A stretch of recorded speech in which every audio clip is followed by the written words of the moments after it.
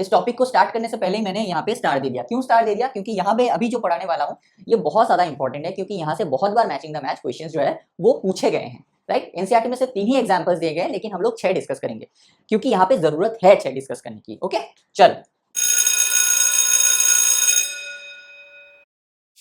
Hello students, welcome back again.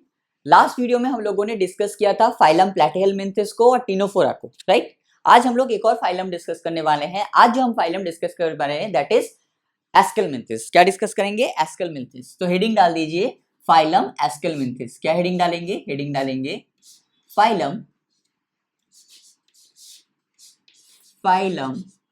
एस्केलमिंथिस। एस्केलमिंथिस भी कहा जाता है, एस्केलमिंथिस भी कहा जाता है। डोंट वरी, बस स्पेलिंग ठीक लिखना, बस वही होगा, एस्केलमिंथिस।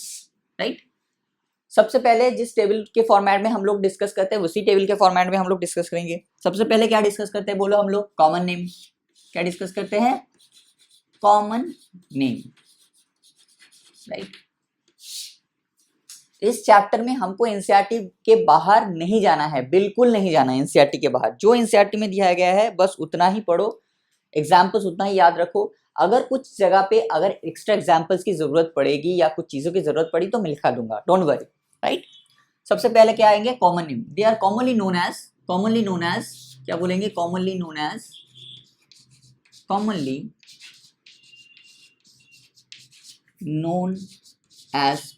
what? Commonly known as roundworm। तो लास्ट प्लैटीहेलमिंथिस को क्या कहा जाता है? प्लैटीहेलमिंथिस में को बोला जाता है फ्लैट वर्म, बिकॉज वो फ्लैट होता है। और इसको राउंडवर्म क्यों कहा जाता है? Commonly known as roundworm because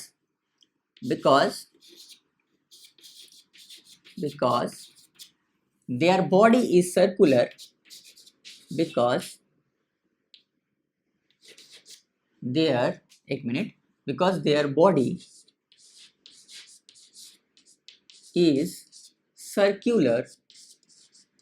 their body is circular in cross section। अगर हम लोग इनके बॉडी को मतलब क्रॉस सेक्शन करेंगे, काटेंगे, तो हमें ऐसे ऐसे सर्कुलर देखने को मिलेगा। अगर ऐसे हम लोग ऐसे ऐसे ऐसा ऐसा ऐसा ऐसा ऐसा ऐसा, तो this is called, that is why they are known as roundworm, because their body is circular in cross section. Circular in cross section. Right, this is all about common name. उसके बाद हम लोग क्या डिस्कस करेंगे? बोलो habitat. इसके बाद हम लोग क्या डिस्कस करते हैं? हैबिटेट। तो हैबिटेट में क्या क्या होंगे? बोलो। ये दे कैन बी एक्वाटिक,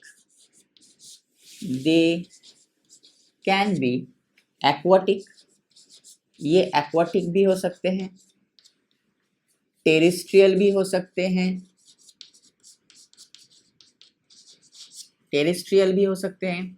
और ये क्या हो सकते हैं? ये फ्री लिविंग भी हो सकते हैं, और क्या हो सकता है? और पैरासिटिक भी हो सकते हैं, और पैरासिटिक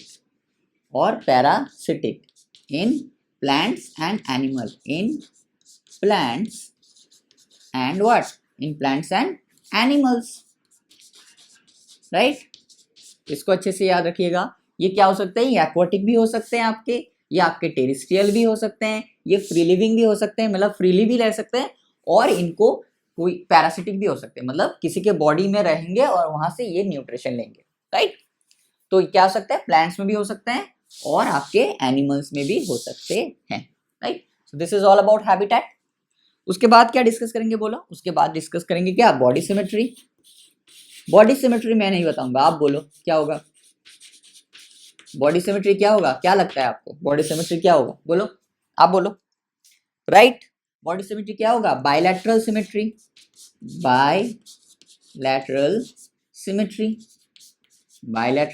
बिल्कुल सही कहा आपने। Right, bilateral symmetry. और क्या होगा बॉडी सिमेट्री के बाद? Level of organisation.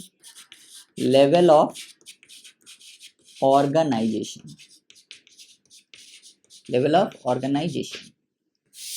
इस वाले पार्ट को बहुत अच्छे से याद रखिएगा, इससे बहुत बार क्वेश्चन बनते हैं। इस वाले लाइंस को अच्छे से, बहुत अच्छे से याद रखिएगा। क्या होता है लेवल ऑफ ऑर्गेनाइजेशन, क्या होता है? दे आर ट्रिप्लोब्लास्टिक होते हैं, ट्रिप्लोब्लास्टिक, राइट। मतलब ट्रिप्लोब्लास्टिक का मतलब क्या है? ट्रिप्लोब्लास्टिक का मतलब होगा तीनों जर्म लेयर प्रेजेंट हो गए, एक्टोडर्म होगा, मेसोडर्म होगा और एंडोडर्म होगा, तीनों लेयर प्रेजेंट होगा। लेकिन ये क्या होते हैं? ये स्यूडोसिलोमेट होते हैं। क्या होते हैं? स्यूडोसिलोमेट, याद है ना? ये क्या होते हैं? ये स्यूडोसिलोमेट होते हैं। स्यूडोसिलोमेट का मतलब क्या है? स्यूडोसिलोमेट का मतलब है इनमें एक्टोडर्म, मेसोडर्म, एंडोडर्म तो होगा, लेकिन मेसोडर्म जो होगा वो क्या होगा? स्कैटर्ड पाउच के फॉर्मेट में रहेंगे। कैसे रहेंगे? स्कैटर्ड पाउचेस के फॉर्मेट में पाए जाएंगे। तो दे आर ट्रिप्लोब्लास्टिक स्यूडोसिलोमेट। कैसे होते हैं? Triploblastic pseudocoelomate with organ level of organisation. Triploblastic pseudocoelomate with organ system level of organization, organ system level of organization, right? organ system level सबसे highest level होता है। organ system level कैसा होता है? organ system level सबसे highest level होता है body organisation का। सबसे पहले क्या आता है? सेलुलर, उसके बाद टिश्यू, उसके बाद ऑर्गन, उसके बाद ऑर्गन सिस्टम, राइट। तो सबसे हाईएस्ट क्या होता है? Organ system level. तो ये क्या होंगे? ट्रिप्लोब्लास्टिक होंगे, मतलब एक्टोडर्म, मेसोडर्म, एंडोडर्म तीनों प्रेजेंट होंगे, लेकिन स्यूडोसिलोमेट होंगे। तो मेसोडर्म जो होगा वो स्कैटर्ड पाउचेस के फॉर्मेट में रहेंगे। क्लियर है? यहाँ तक सब कुछ क्लियर है? ओके, तो चलो इसको मिटा देते हैं। अब बात करेंगे किसकी? अब बात करेंगे डाइजेस्टिव सिस्टम की। अब क्या बात करेंगे? 6 डाइजेशन की या डाइजेस्टिव सिस्टम की।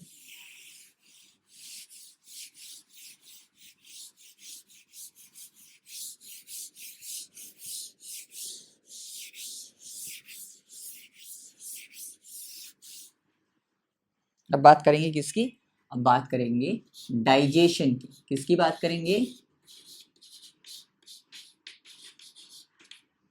डाइजेशन। तो इनमें डाइजेशन कैसा होता है? बोलो, इनमें डाइजेशन के लिए क्या होता है? इनमें कंप्लीट डाइजेस्टिव सिस्टम रहता है। Complete digestive system they have, इनमें क्या होता है? Complete digestive system with they have complete digestive system, complete digestive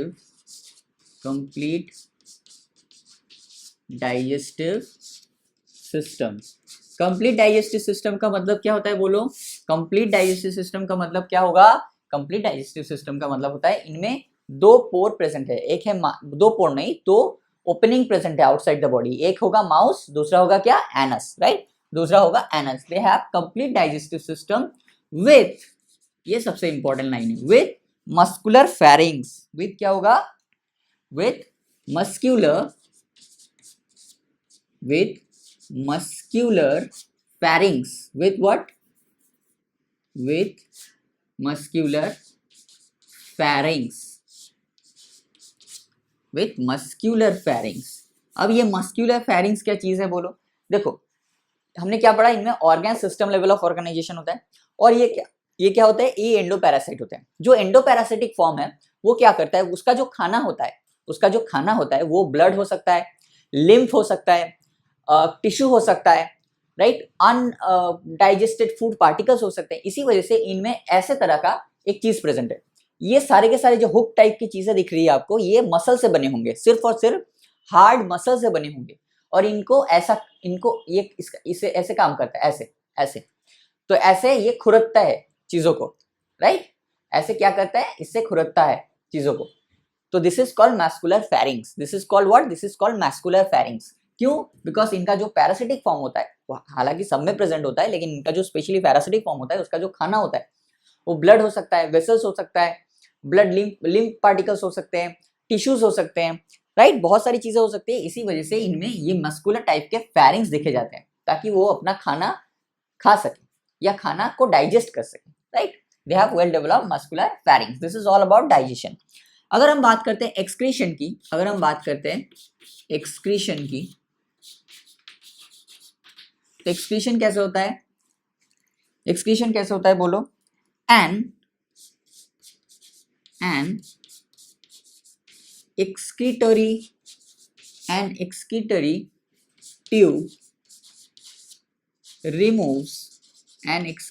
tube removes the body waste,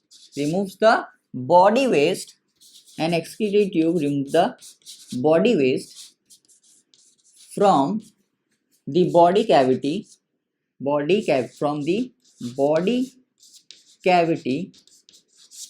through what, through excretory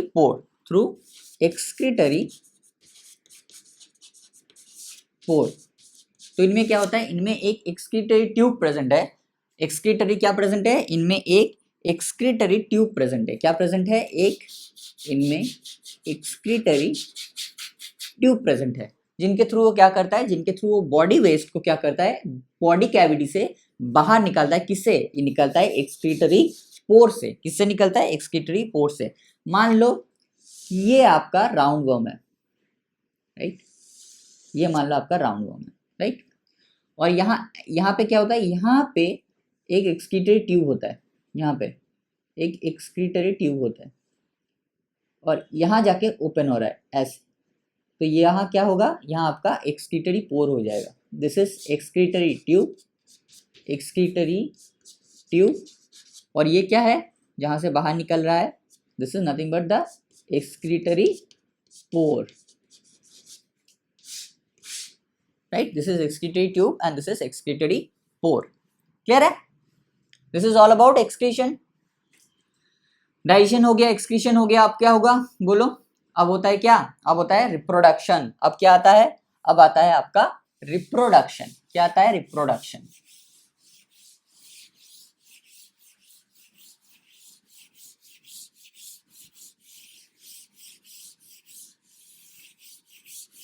अब क्या आता है, अब आता है आपका रिप्रोडक्शन, क्या आता है बोलो, अब आता है रिप्रोडक्शन, तो हेडिंग डाल दीजिए रिप्रोडक्शन,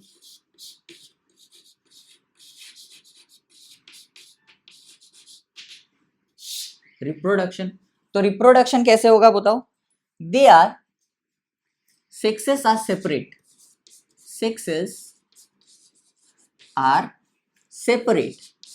separate, मतलब क्या होगा, sexes are separate मतलब क्या होगा बोलो, मोनोइशियस डायोशियस होंगे, मतलब male and female are different, within bracket लिखेंगे मेल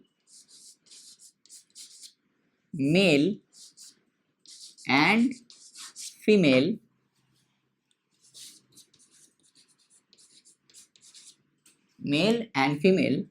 आर डिफरेंट,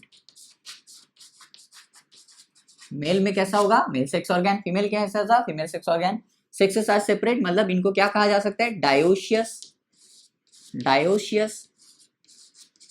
और क्या कहा जा सकता है इन्हें, यूनिसेक्सुअल, और क्या कहा जा सकता है इन्हें, यूनिसेक्सुअल। अब तक हम लोग क्या बोल रहे थे, बाइसेक्सुअल, अब हम लोग क्या बोल रहे हैं, सेक्सेस आर सेपरेट मतलब डायोशियस बोल रहे हैं, और क्या बोल रहे हैं, यूनिसेक्सुअल बोल रहे हैं, राइट, मतलब मेल एंड फीमेल क्या होंगे, दो अलग अलग होंगे, right, females are often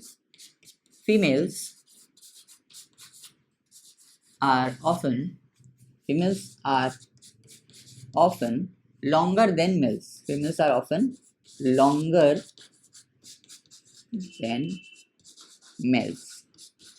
female कभी कभी क्या होंगे, फीमेल जो है वो मेल से थोड़ा सा बड़े होंगे, फॉर एग्जाम्पल दिस इज, मान लो दिस इज आपका मेल,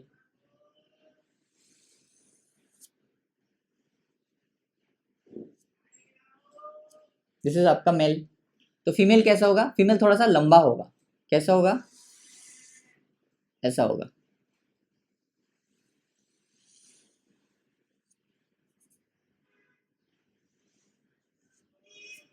आपके सॉरी एक मिनट, थोड़ा सा ये गंदा हो गया,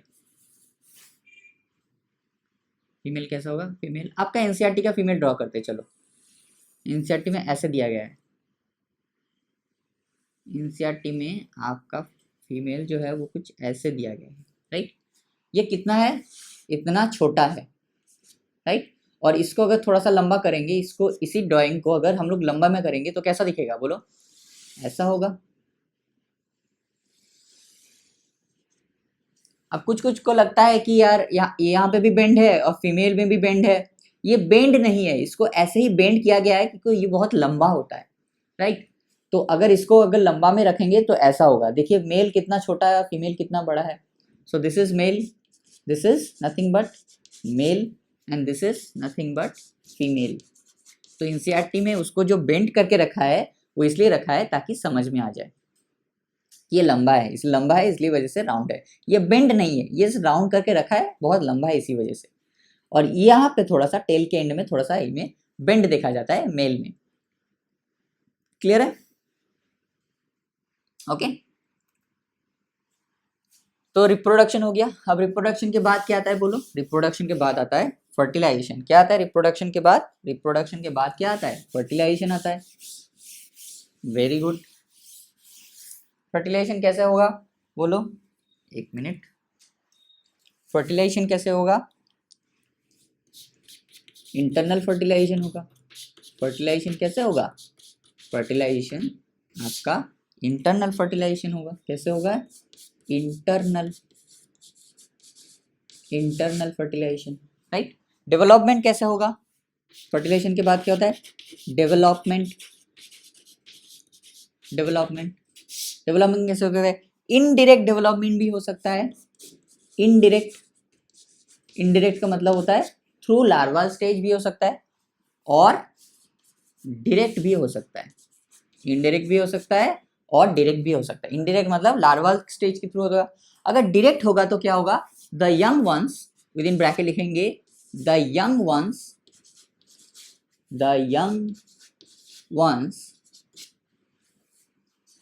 resembles the young one resembles the adult जब डायरेक्ट होगा तो क्या होगा? जो यंग बनेगा जाइगोट के बाद, जो जस्ट यंग बनेगा वो यंग जो मॉर्फोलॉजी या देखने में जैसा होगा कुछ एडल्ट की जैसा ही होगा। जैसे हमने एक पढ़ा था लार्वा स्टेज में, याद करो शायद पोरीफेरा में जो लार्वा स्टेज पढ़ रहे थे तो हमने क्या बोला था कि जो यंग लार्वा होगा वो मॉर्फोलॉजिकली कंप्लीटली डिफरेंट होगा एडल्ट से।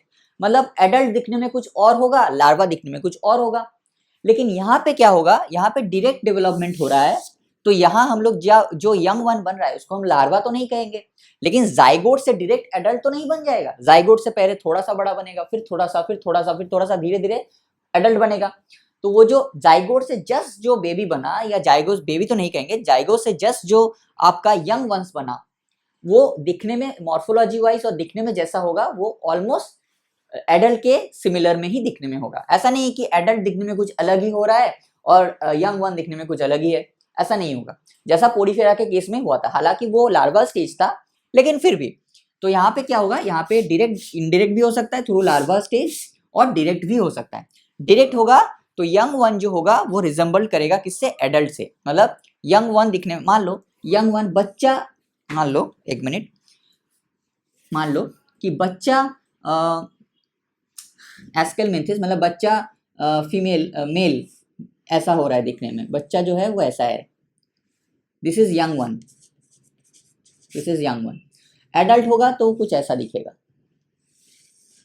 This is adult, this is young, this is adult. Morphology wise same ही है, खाली ये छोटा है बिकॉज ये यंग है और जब बड़ा हो गया तो एडल्ट बन गया। That's a difference. Morphology wise दोनों ही सेम दिखने में है। तो इसी को बोला गया है the young ones resemble the adult. इस लाइन को बड़े अच्छे से याद रखिएगा, ये बहुत इंपॉर्टेंट एक लाइन है। The young ones resemble the adults. Clear है? So this is all about aschelminthes. अब कुछ कॉमन एग्जाम्पल्स लेंगे। अब क्या करेंगे? अब कुछ कॉमन एग्जाम्पल्स लेंगे।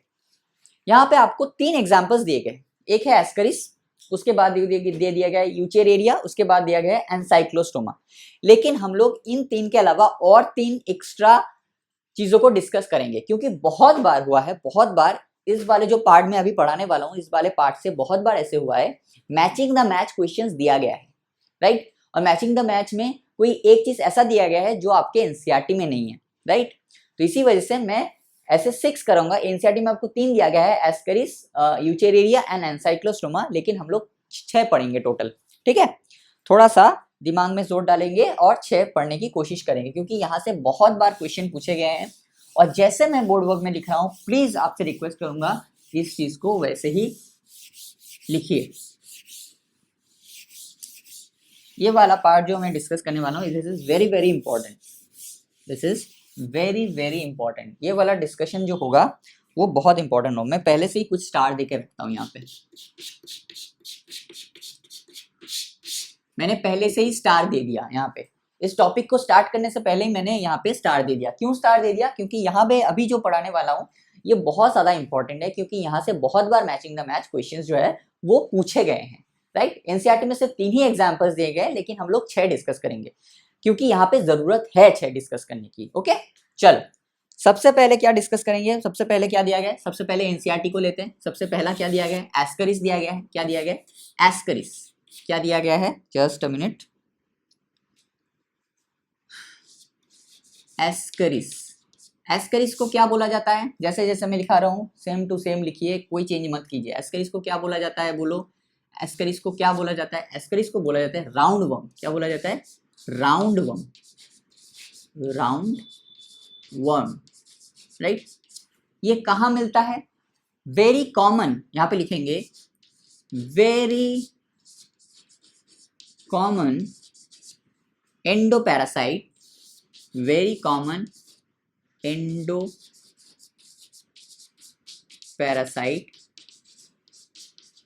in the small intestine, in the small intestine of man.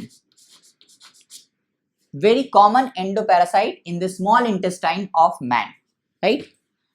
Very common endoparasite, ये क्या है? This is nothing but the endoparasite in small intestine. ये एक endoparasite है जो कहाँ दिखा जाता है? ये दिखा जाता है small intestine में। क्लियर है?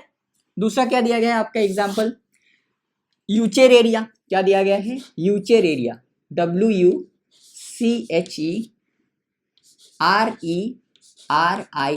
यूचेरेरिया, राइट। यूचेरेरिया को क्या बोला जाता है? यूचेरेरिया को बोला जाता है फाइलेरियल वर्म। क्या बोला जाता है?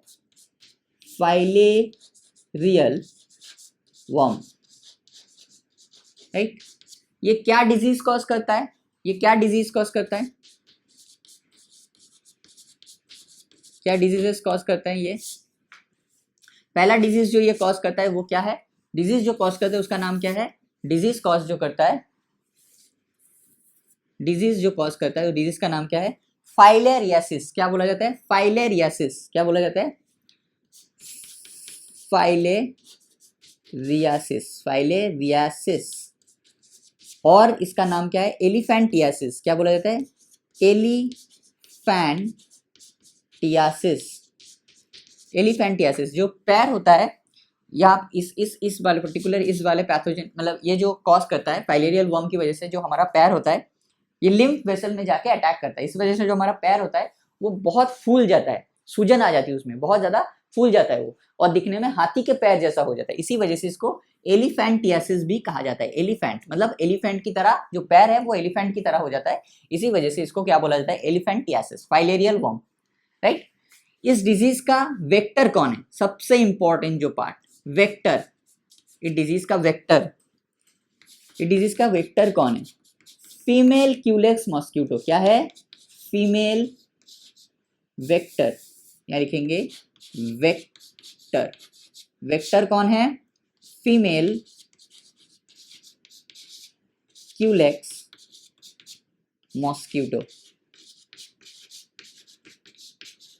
राइट। कौन है? फीमेल क्यूलेक्स मॉस्किटो इसका वेक्टर है। वेक्टर का मतलब क्या है? वेक्टर का मतलब, वेक्टर और होस्ट ये जो दो चीजें हैं ये हम लोग ह्यूमन हेल्थ एंड डिजीज में जाके पढ़ेंगे, लेकिन मैं मोटा मोटी बता देता हूँ वेक्टर क्या। वेक्टर एक नथिंग बट एक क्या बोलते हैं उसे, ऐसा बोल सकते हैं वेक्टर क्या काम क्या है? वेक्टर का काम है, मतलब मान लो वेक्टर इज लाइक अ डाकिया। डाकिया मतलब पोस्टमैन। पोस्टमैन क्या करता है? एक जगह से चिट्ठी को लेता है और दूसरी जगह पे भेज देता है, दैट्स इट। तो पोस्टमैन की तरह काम भी, वेक्टर का काम भी कुछ पोस्टमैन की तरह है। खाली पोस्टमैन क्या करता है, चिट्ठी देता है, ये क्या करता है, ये डिजीज को एक बॉडी से लेके दूसरे बॉडी में ट्रांसफर करता है। एक बॉडी से लिया डिजीज को और दूसरी बॉडी में ट्रांसफर किया। जैसे ही फीमेल क्यूलेक्स मॉस्किटो, मान लो किसी इंसान को, या हाँ मान लो किसी इंसान को फाइलेरियल वर्म या फाइलेरियासिस डिजीज हुआ है। अब फीमेल क्यूलेक्स मॉस्किटो गया और उसमें ब्लड सक किया। जब ब्लड सक किया तो इसका जो पैथोजन है वो क्या हुआ, फीमेल क्यूलेक्स मॉस्किटो के बॉडी के अंदर आ गया। जैसे ही फीमेल क्यूलेक्स बॉडी के अंदर आ गया तो वो क्या करेगा, तुरंत जाके जब किसी और को काटेगा, किसी और ह्यूमन को काटेगा, तो क्या होगा, ये जो फाइलेरियासिस डिजीज का जो पैथोजन था वो क्या होगा, वो पैथोजन जाके पहुंच जाएगा कहाँ, वो पैथोजन पहुंच जाएगा, मतलब पैथोजन मतलब ये वाला यूचेरिया कहाँ पहुंच जाएगा, यूचेरी पहुंच जाएगा आपके किसी और के बॉडी में।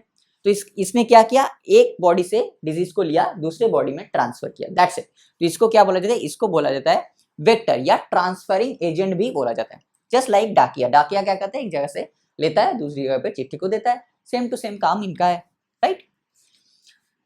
तो दिस इज ऑल अबाउट, इसको अच्छे से याद रखिएगा, इसको भी अच्छे से याद रखिएगा, ये पूरे के पूरे चार्ट को बहुत अच्छे से याद रखिएगा। तो दिस इज ऑल अबाउट यूचेरिया। अब क्या आता है, थर्ड एनसाइक्लोस्टोमा। थर्ड आपका एनसीईआरटी का है, क्या है, एनसाइक्लोस्टोमा। क्या है, एनसाइक्लोस्टोमा। क्या है, एनसाइक्लोस्टोमा। एनसाइक्लोस्टोमा का क्या बोला जाता है, हुकवर्म। क्या बोला जाता है इसे, हुकवर्म बोला जाता है, हुकवर्म बोला जाता है। इसकी वजह से डिजीज होता है, ये क्या डिजीज कॉज करता है, एक्यूट एनीमिया। क्या करता है, एक्यूट एनीमिया, ANAEMIA, एनीमिया, और एनसाइक्लोस्टोमियासिस, और एनसाइक्लोस्टोमियासिस एक्यूट एनीमिया कॉज करता है, और या फिर एनसाइक्लोस्टोमियासिस कॉज करता है, राइट। क्लियर है यहां तक, this is all about NCERT का पार्ट। अब हम लोग थोड़ा सा एक्स्ट्रा डिस्कस करेंगे, क्योंकि यहाँ पे एक्स्ट्रा की जरूरत है, इसी वजह से हम लोग डिस्कस करेंगे थोड़ा सा।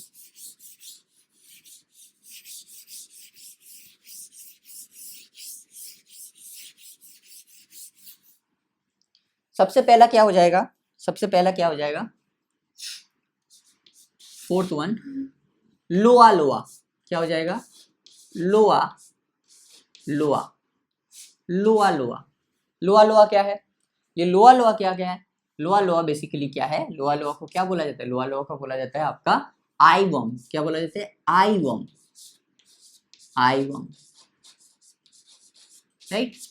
और इसका वेक्टर कौन है, इसका वेक्टर कौन है वो, तो इसका वेक्टर है टैबनस फ्लाइज। क्या है, टैबनस, टैबनस फ्लाइज। एक पट्टी जैसे फ्रूट फ्लाइज होते हैं, आपका मतलब हाउस फ्लाई होता है, वैसे ही एक फ्लाई पर्टिकुलर टाइप का फ्लाई होता है जिसका नाम होता है टैबनस फ्लाई। इसको बाइटिंग फ्लाई भी बोला जाता है, बाइटिंग मतलब ये काटते हैं बहुत जोर से, तो इसी वजह से इनको बाइटिंग फ्लाइज भी बोला जाता है, टैबनस फ्लाइज इसका वेक्टर है। फिफ्थ क्या हो जाएगा, फिफ्थ हो जाएगा ड्रैकेनक्यूलस। क्या हो जाएगा, ड्रैकेनक्यूलस, DRACUN, ड्रैकेनक्यूलस, CULUS, ड्रैकेनक्यूलस। ड्रैकेन, स्पेलिंग को जरा सा देख लीजिएगा एक बार, ड्रैकेनक्यूलस हालांकि सही है लेकिन फिर भी एक बार इसको देख लीजिएगा, ड्रैकेनक्यूलस। ड्रैकेनक्यूलस को क्या बोला जाता है, ड्रैकेनक्यूलस को बोला जाता है guinea worm, GUINEA, guinea worm. Dracunculus को क्या बोला जाता है, ड्रैकेनक्यूलस को बोला जाता है guinea worm, GUINEA, guinea worm बोला जाता है ड्रैकेनक्यूलस को। सिक्स क्या हो जाएगा, सिक्स हो जाएगा एंटेरोबिस, ENTERO, एंटेरोबियस, BIUS, एंटेरोबियस। एंटेरोबियस को क्या बोला जाता है, एंटेरोबियस को क्या बोला जाता है, बोलो, एंटेरोबियस को क्या बोला जाता है, एंटेरोबियस को आपको बोला जाता है पिनवर्म। क्या बोला जाता है इसे, पिनवर्म बोला जाता है, राइट।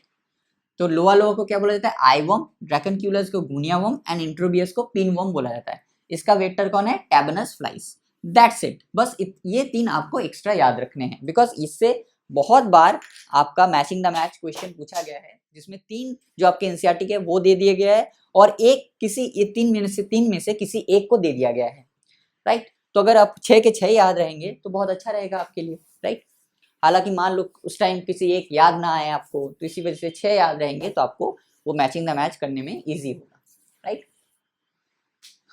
क्लियर है? तो I think that is all about phylum Aschelminthes. तो दिस इज ऑल अबाउट आज का lecture. I hope you like this video. फिर मिलेंगे कल बोर्ड वर्क में, तब तक के लिए wish you all the very best. अब हम लोग क्या करेंगे, अब हम लोग एनसीईआरटी निकालेंगे और एनसीईआरटी से जो भी आज हमने पढ़ा उसको मार्क कर लेंगे, ठीक है। चलो कल मिलते हैं बोर्ड वर्क में, बाय।